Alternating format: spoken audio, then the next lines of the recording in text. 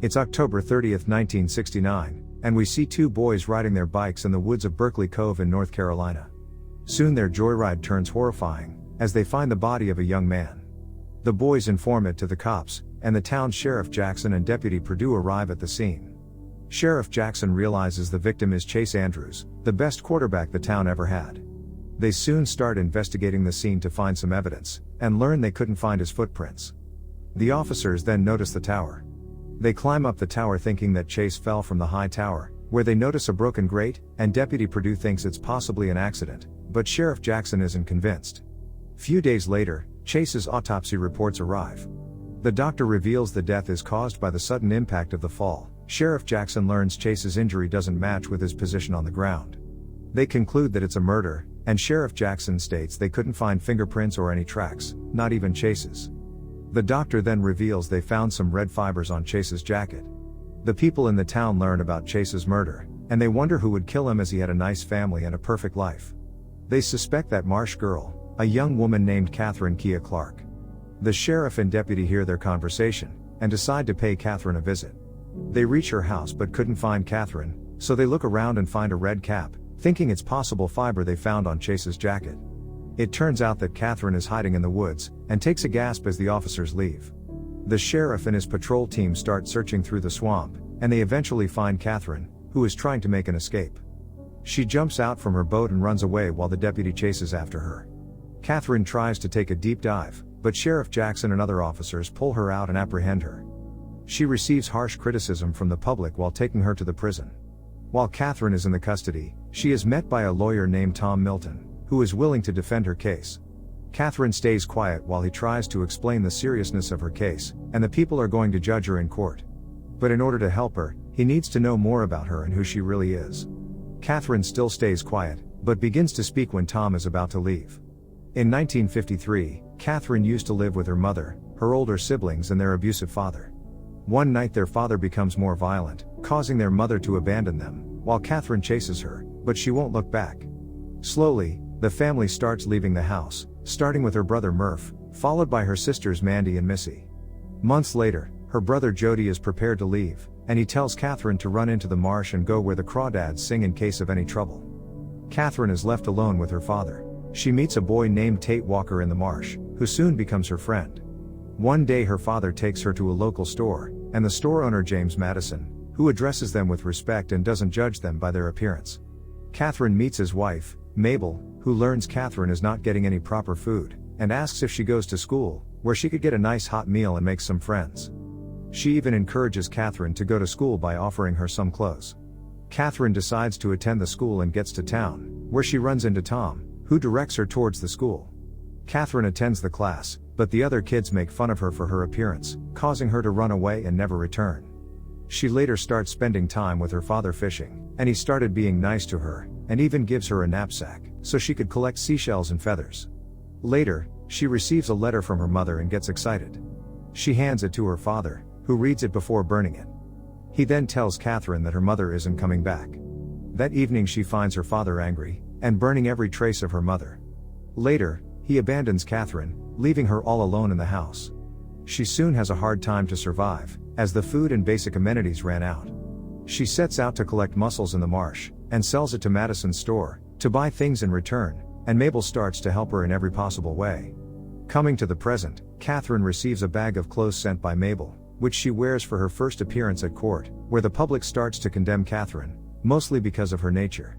Tom wants Catherine to admit in court that she met Chase that night, and they had an argument, and Chase accidentally stepped on a broken grate and fallen from the tower. He says she will get 10 years, but assures he can take her out in 6. But Catherine doesn't want to admit anything in court, and wants to get out of prison, even though Tom warns if they lose she will get life imprisonment. At the court, Chase's family lawyer does his best to prove Catherine guilty to the jury. Tom tells Catherine to stay calm and defends her, as there is no proper evidence to prove that she killed Chase. Meanwhile, Catherine has another flashback. It's 1962, where Catherine got older. Catherine finds a few letters left by Tate by the tree, and she reveals that she can't read a letter. So he helps her read and write, so that she can communicate with him and make her life better. Catherine invites Tate to her house over the next few days, where he teaches her how to read and understand many other things. Meanwhile, a man from social services arrives at Madison's store and asks about Catherine, as he got to know she was living alone and he wants to put her in a group home, but he couldn't find her whenever he visits her house. Catherine tells about that man to Tate, and he thinks it's not a bad place and she would get a nice meal. But she says she would never leave the marsh to live with a bunch of strangers. Catherine then asks Tate why he would never talk about his mom, and he reveals his mother and sister died in a car accident. He gets emotional, and Catherine tries to comfort him. She asks if she can be his girlfriend, and he happily agrees. Catherine and Tate was about to make love by the river, but Tate changes his mind for fear that he might ruin Catherine's life more. One day, Tate reveals he is accepted into college, and will be leaving in a week. Catherine gets upset and asks him to stay, but Tate says he wants to do something in life, and Catherine runs away before he could explain. One night, Tate arrives at her house to stay one more night with her. Before leaving, he gives her a list of publishers, whom she can send all her drawings and notes, as he thinks her work is very unique. Catherine thinks he will forget her once he gets busy in college, but Tate says he won't and promises to meet her in a month on the 4th of July. Catherine is all alone once again, and spends most of her time drawing. On the 4th of July, Catherine gets excited to meet Tate and arrives at the beach. She waits for him the whole day but he doesn't show up, and Catherine breaks down thinking he left her. Coming to the present at court, Sheriff Jackson explains there are no traces near the tower or Chase's body, indicating someone had destroyed the evidence. Tom defends her by telling the traces must have erased due to high tide, and also submits the copy of a petition, which Sheriff Jackson wrote a year ago to the Forest Department that the grate has been broken, which could cause severe injury or death, and this evidence leaves the jury in astonishment. In 1968, Catherine is at the beach, where she sees Chase for the first time. That evening, Catherine finds a developer taking pictures of her house. She goes to Madison's, who reveals the developers are acquiring land to build hotels. While leaving she runs into Chase, who asks her out for a date, for which she agrees. Catherine decides to save her house from the developers, and submits the deed to the officer, who says that the house clearly belongs to her, but she has to pay $800 tax to claim it. At home, she takes out a list of publishers that Tate gave her, and sends them her work. Catherine meets Chase on a date, and they soon begin their own relationship, and spend a lot of time together. Catherine gets a response from the publisher who liked her drawings and writings on nature, and wants to publish them in record time. That night, she tells Chase that she is getting paid from the publishers, and Chase proposes her to get married. She agrees and they both make love at her place. Catherine then gives him a seashell necklace she made, which was brought up in the court by his mother, as the necklace was not found on Chase's body at the time of his death. Tate finally returns home from college, and gets upset when he finds Catherine with Chase. Later, Tate hears Chase degrading Catherine. They soon get to an argument and nearly fight, before James breaks them up.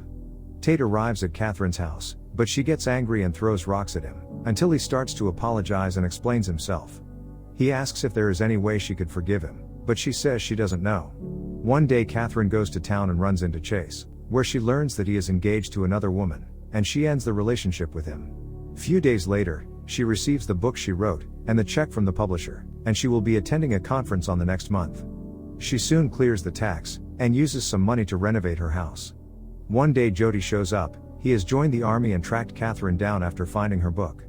He says he doesn't know about other siblings and would not recognize even if he saw them. Jody reveals that their mother tried to take them back, but their father threatened to beat them all if she came back, and she eventually died of leukemia. One day Chase confronts Catherine at the store, and he tries to win her back, but she tells him to leave her alone. Chase then beats and begins to force himself upon her, before she hits him in the face with a rock. Before leaving she yells that she will kill him if he bothers her again, and it is overheard by a person, who later testifies against Catherine in court. Catherine returns home, and realizes what her mother must have gone through, and leaves on her boat after packing some stuff. The next morning she finds Chase going away from her house. Catherine returns home to find that Chase has destroyed the place. Catherine boards a bus to leave to Greenville, and meets with the publishers over dinner, around the time of Chase's death. But the publisher testifies they had another meeting the next morning, where Catherine seemed normal. Chase's family lawyer proves Catherine stayed at a hotel close to the bus station, and claims she took an overnight bus trip to the town and killed Chase. Later Tom defends Catherine by telling, it's really impossible for her to leave to town in the bus without anyone witnessing her, and finding Chase in the middle of the night and luring him to the tower, and then killing him and wipes away all the evidence, and catches the last bus to Greenville after doing all these things in less than an hour, which Tom claims that doesn't make any sense. He then asks the jury to act based on the facts and gives his closing statement. The Madisons, Tate and Jody came to support Catherine. Hours later, the jury comes to a verdict, and Catherine is declared not guilty. The judge apologizes to Catherine for the accusations and for the time she served. Catherine once again starts her relationship with Tate. He asks if she wants to marry him, and she thinks they already are. Catherine continues to write more books over time, and was frequently visited by Jody's family. She also attends James's funeral. Catherine and Tate continue to live in the marsh. They grow old together. During her final moments, she imagines seeing the spirit of her mother walking towards her, which looks like they have finally united. Tate later finds Catherine dead in the boat at their dock. Days later, while Tate going through Catherine's things, he comes across a book with a poem which states, "Sometimes for the prey to live, the predator must die." Tate then finds the drawing of Chase and the missing seashell necklace, with bloodstains on it, and he realizes that Catherine actually killed him. Tate throws the seashell into the marsh, to keep her legacy untainted. Thank you for watching. Make sure to subscribe and turn on notifications to watch more videos like this.